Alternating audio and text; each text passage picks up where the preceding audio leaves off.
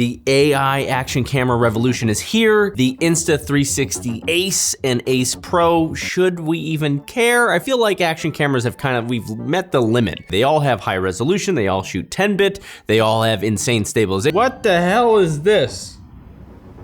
Insta360, that is a bold choice.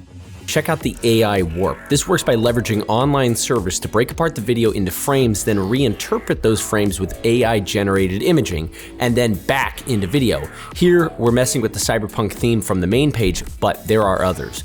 Now, this is a first for a camera company to use a commercial-grade AI-generative software workflow in their cameras. Now, on a spec side, this is most likely using Stable Diffusion Enterprise API, and what we are seeing is a series of AI-generated images played back at 15 frames per second on a 30 frame per second timeline.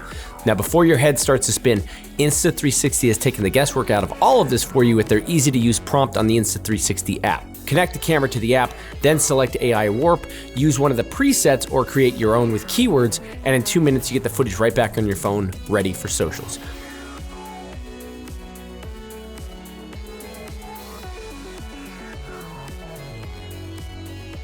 Like, where do you go from that? I guess we talk about the 8K and Leica. So from the outside, this looks like a standard issue action camera. It's got the large 180-degree flip screen, USB-C charging, decent battery life, and of course a ton of attachable peripherals to make this your end-all, be-all action camera.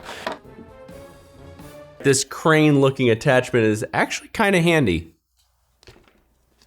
Now, I gotta hand it to them. They're doing something new here. They've basically dropped a ton of processing power in here with a 5 nanometer chip. Now, nanometers refers to the transistor size being 1/1000th of a meter thin, so you can jam pack a lot of computing power in here. These are normally used for like laptops, tablets, smartphones. It's not something you normally see in an action camera. But this is where it gets interesting.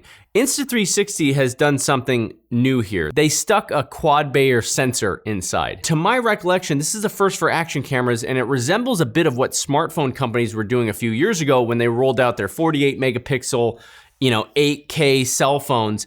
And it's also what DJI has been doing with drones for the other benefits of quad Bayer. Increased dynamic range, increased resolution, and why is this sensor working so well in the dark? So I did this over-the-top explanation from my Mavic 2 Air video about 4 years ago, and it still holds up. Zoom into one of these little squares, and it's cut into 4.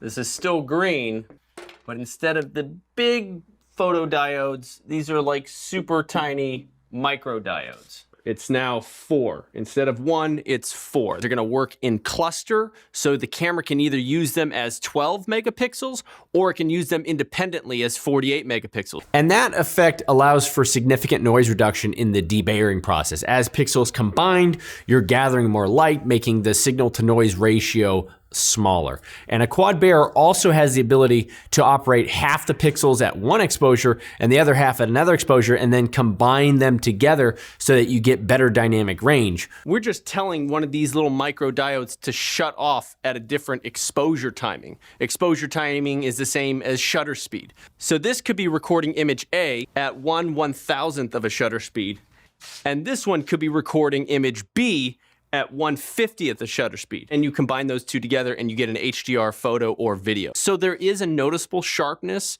when you're using the 48 megapixel. What's happening in the demosaicing process, they're trying to figure out where that edge is. So if you have a quad Bayer system, which this one is, and you zoom all the way in, you're now gonna have a lot more accuracy on edges. So first of all, let's talk about the 8K.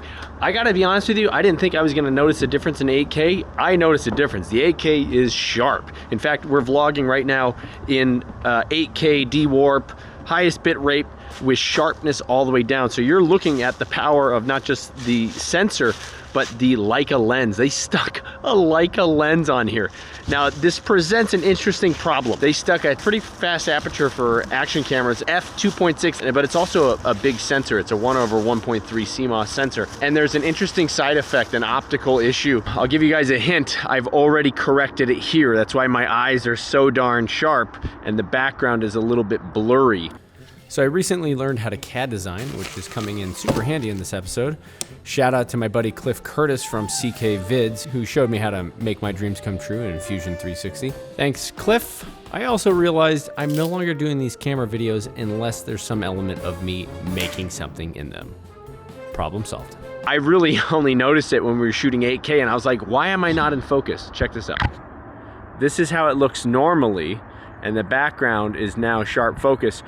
Minimum focusing distance on this camera is like 6 feet away. So if you're vlogging, you gotta be like that far away. But I put a little diopter on front, and now it's like vlog mode.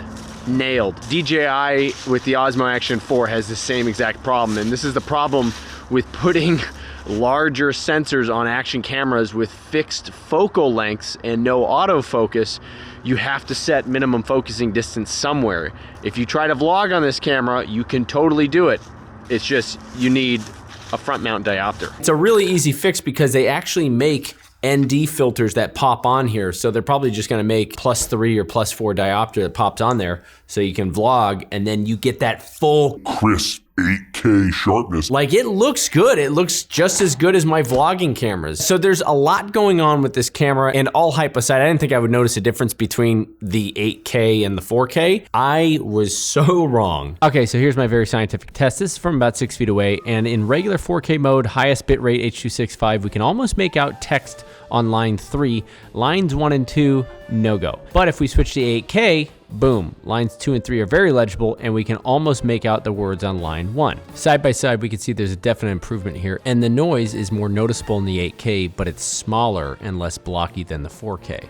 So I tested the normal 4K mode against 5.3K mode of the GoPro Hero 12, and surprise, surprise, they test about equal, with neither being able to resolve line 1. But when we slide in the 8K, the Ace Pro is clear as day. So despite my reservations about not being able to see 8K, small camera, small lens, I was wrong. 8K is clearly far superior. However, there's a couple of trade-offs. You wouldn't want to shoot 8K for everything. You would actually want to shoot the 4K regular mode. For one, you don't get HDR. And number 2, you don't get full stabilization. I can see some use cases for such a small, compact camera like this shooting 8K, locked off tripod shots as well as VFX shots. The 8K doesn't look as pretty as the 4K. Like, I was expected able to capture more detail and data. For the stationary shot with the moving trees, it was actually able to pick up the branches swaying in the wind. But for that basketball hoop scene, it was able to capture more of the detail in the concrete, and the parallax move came out with a lower pixel error, meaning that the camera itself was more successful.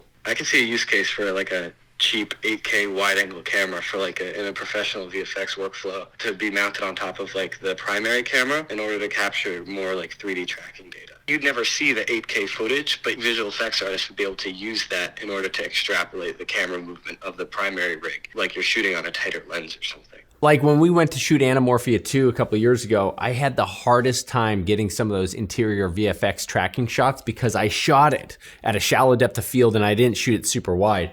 Had I had a camera like this at the time mounted on top of my camera, and then they were both rolling, I could have taken the tracking data from here and used it for those shots shot in here, and I would have had a much easier time. Kind of ironic that Insta360 set out to make a camera that, with the AI warp and those kind of fun tools, that is clearly targeting average consumers. They may have inadvertently made a camera that the pros actually might use for that one purpose because of the 8K and the lens resolving power. So this is being shot in pure video mode, which is a low light mode. And you can see from the motion, there's a little bit of extra motion blur, which tells me they're shooting it at a lower shutter speed. So we've switched to HDR mode for this one shot. It's a great shot. You can tell it's in HDR because look at the leaves in the background. Inside is well exposed, but outside is also well exposed with saturation. So I know this is an action camera, but look, this is my action sports right here. You're looking at it. And this is actually the first camera that I would use without feeling bad that I'm not using my full frame, Sony camera. By the way, we are building the desk right now for a secret bunker that I'm building in one of my next episodes coming up. It's kind of actually where I want to take the channel. Let's switch to 4K 120.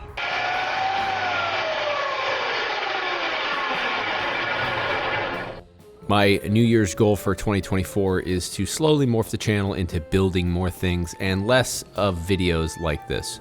I'm not sure if this is my last video on camera stuff, but it's looking like a big change for me.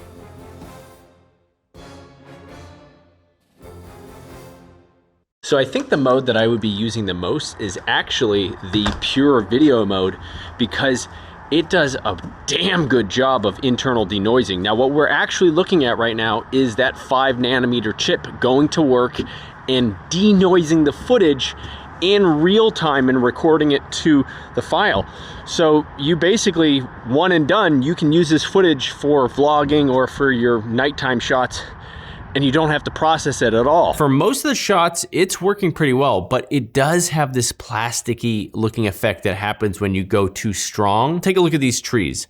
This is the effect working way too hard. This was shot at twilight, and I think this is probably the exposure metering it a little bit too dark. I think pure video mode needs like 3 settings so that you can choose the strength of the denoising, something like indoor lighting, then twilight, and then dark. Normally when I do denoising in DaVinci Resolve, it's not a copy and paste thing that I can apply to all my footage. It varies from shot to shot, the strength based on how much noise I see. Excellent idea from Insta360. It should come with a few options.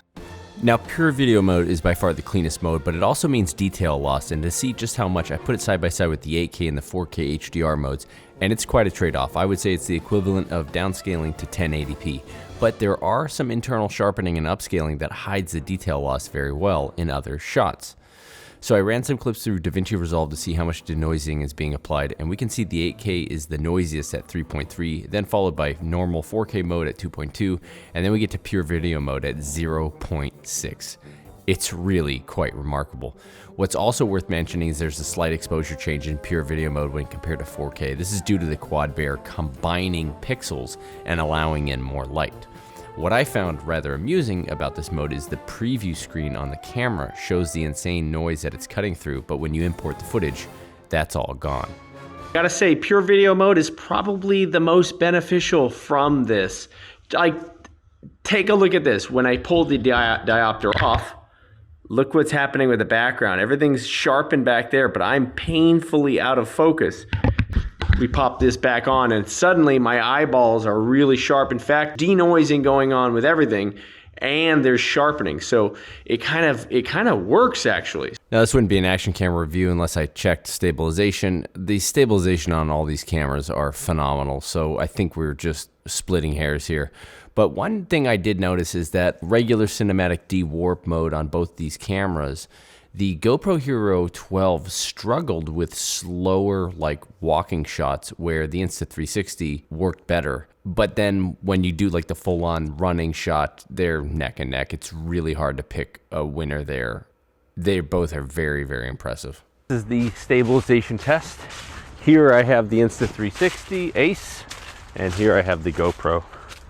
And we're just gonna walk around. Both of them are set in linear mode, so they both should be pretty much as cinematic as they're gonna get. Now these are both in standard default color mode, and one thing I noticed is that the standard 4K on the Insta360 Ace Pro is in HDR mode, and you can tell that it's just holding up colors a little bit better skin tones, a little bit more saturation in the greens and the yellows. GoPro Hero 12 actually looks a little bit washed out. For $400, you can get an 8K camera, internal denoising, also can act as your prop master and set designer. You know how little effort it took for me to turn my basement into the Bat Cave? You now can just create whatever set you want with a couple of words. It's crazy. You should be terrified. Guys, if you want this front mount diopter, I will leave this on my website for you to download for free. All you need is a 72mm diopter set, which you should have one in your kit anyway. Thank you guys for hanging in there. I know it's been a minute since my last video. We're almost through the sleepless nights. It's been a stretch. Can't wait to start pumping out content more regularly. This is Josh Show saying thank you very much. Stay creative. Now go make some art.